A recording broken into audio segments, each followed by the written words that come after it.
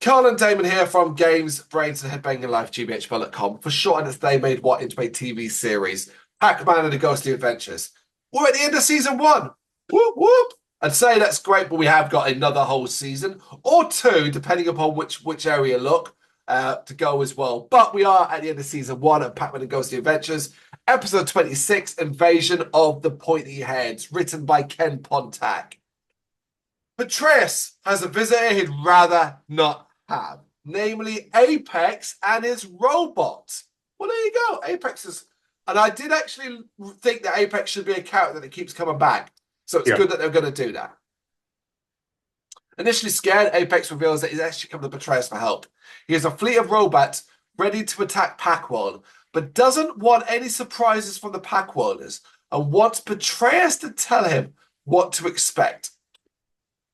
What? Oh, this episode's over already. What is this? Is just dumb. All it has to be is, hey, I have a fleet of robots.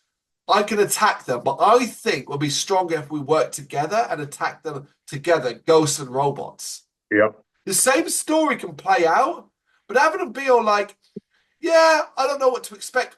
Wait, when you already there? Are you asking a guy he's failed for 25 episodes?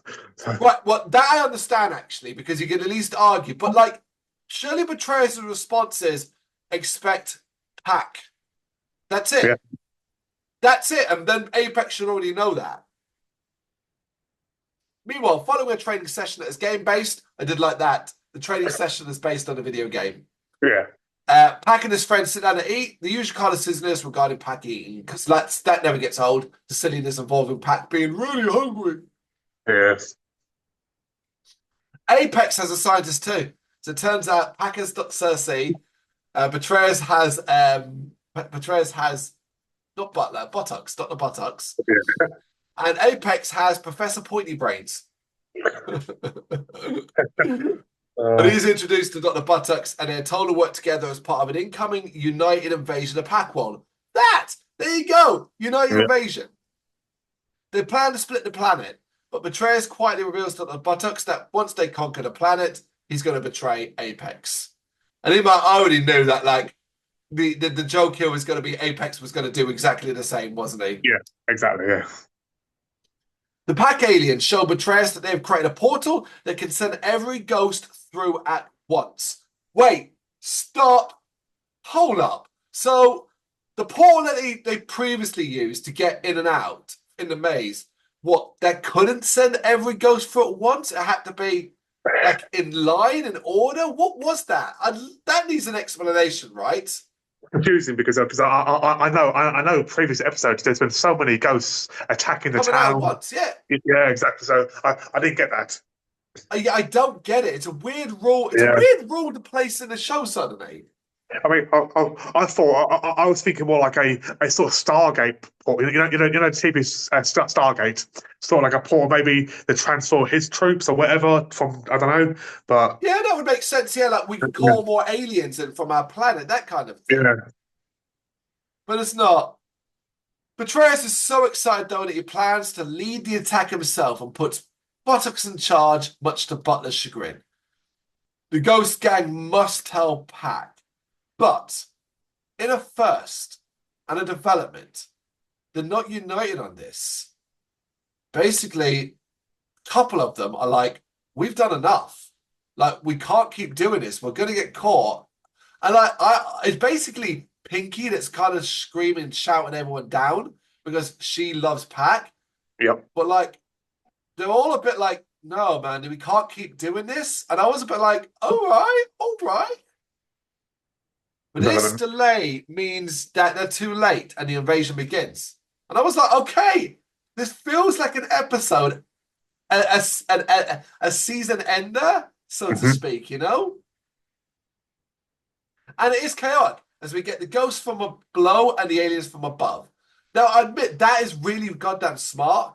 Pac-World not expecting it, and you get assaulted from both sides. Now, that's going to cause chaos. It's like a proper war game.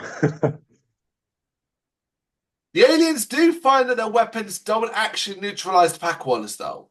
but instead give them allergies and make them sick. And it's like immediately there's two jokes here. One, well, that's going to come back, isn't it? But also War of the Worlds. Yeah. Of course, the original story, well, it's in the film, the Tom Cruise film with all that as well. What kills the alien invaders? They're not prepared for our planet and they get sick, basically. Common cold, yeah. A common cold, exactly that. Pat kicks into action with ice powers, but he's outnumbered and his berries are fried by Apex. What happened to the reflective berries? I guess that was like a one episode only thing, right? Yep. Well, Trace is loving this. I'll admit, we're 26 episodes in. I'm used to these, and one of my favorite characters, mainly because of the voice and the animation, is Betrayus. I think he's funny. I think he's very energetic. And as a sort of like crap villain goes, and we've watched a lot of crap villains in these shows, he's one of the more ones I enjoy. I enjoy him more than King K. Rool and way more than whatever Viva Pinata's guy was. Yeah. I've forgotten his name. Oh my God. The Ruffians, and oh, you know what? It doesn't matter. Let's not get stuck on that. Yeah. But yeah, Betrayus is loving it. While Dr. Buttocks is taking over the Netherworld, believing that Betrayus will be back. That was funny. Buttocks being like, well, he's dead. He's not coming back. I'm just going to start remodeling the place. Made me laugh. Apex is unimpressed by Betrayus and the Ghost, though, seeing him as more of a hindrance as the Pack world is prepared to fight for their lives. So I did like that as well. Is Apex and it's not like, actually, the Ghosts are pretty useless, because we know that too. They're more advanced. They're way more advanced than them, yeah. Yeah. It looks like Betrayus and Apex have won, making everyone sick. So Apex now turns against Betrayus and plans to take over Pack World for himself. Betrayus was used, and Apex reveals that they have other yellow kinds captured and use their powers for themselves. So that's a big development. So the Pack isn't the last of the yellow ones. It appears the aliens have them on their planet and use them to basically enhance their abilities. I thought it was, did they have his parents? That's what I thought, maybe. Well, that was the natural sort of thing, yeah, of course. Yeah. And obviously, in the previous episode, he hinted that he knew Pack's father. Mm. So now Pack and Betrayus have no choice but to work together, especially as the aliens hate the disembodied eyes of eating ghosts. So basically, the aliens are like disgusted and scared of the disembodied eyes of the ghosts. Pack starts to eat willing ghosts, starting with Betrayus. So basically, the plan is, all right, guys, line up and let Pack eat you so that you become eyes and then you can scare off the aliens. And Betrayus is basically forced to be the first one to do it, you know. Good timing is the president has just arrived to give up the planet. Cheers for that, Spiros. I love that. That's funny. The fact that he arrives, it's like, yep, I'm here to give it all up. And it's just like, oh, well, thank God for that. Pac now uses his spin ability to eat all the ghosts at speed and then starts shooting eyeballs at the aliens and their robots, causing them run in fear. The aliens blast off from the planet and everyone celebrates, except for Apex, who is furious. Pac now gets in his lemon rocket and chases them down into space. Pac is given more eyeball ammo by Pinky, who feeds him duplicates of Inky. Getting very complicated here. And he chases them back to their ship before they disappear. But just before they actually disappear, Apex reveals to Pac that his parents are still alive. So there we go. We finally get it. The end of season 1, Apex reveals his parents are alive. There you go. Yeah, we kind of knew it was the case, but we had never had it 100% confirmed. Yeah. Back at the Netherworld, Betrayus is furious to discover the renovations that Buttocks has done. And finally, Cersei reveals that he's been able to track the aliens' course. And Pac hopes that if they follow it, they might be able to find the alien planet and then his parents. And then we get a direct look at the camera, look saying, stay tuned. Well done, Pac-Man and Ghostly Adventures, for doing an episode that felt very end of the season, very big, while still staying true to everything we've done at this point, but also then setting stuff up that made me go, oh, I want to see where this goes. It's been one of the biggest praises of the show and this season overall, is that it has tried to keep a concurrent story and overarching tale intact. And this episode feels like this was a rewarding that, where it's like, hey, we're going to reference lots of things that we've done up to this point. We're also going to say, hey, here's the direction we're going. And well, don't get me wrong, I'm not thrilled by Pac's parents' story. I'm really not. It's not that interesting. It is just nice to have something bigger to hold on to.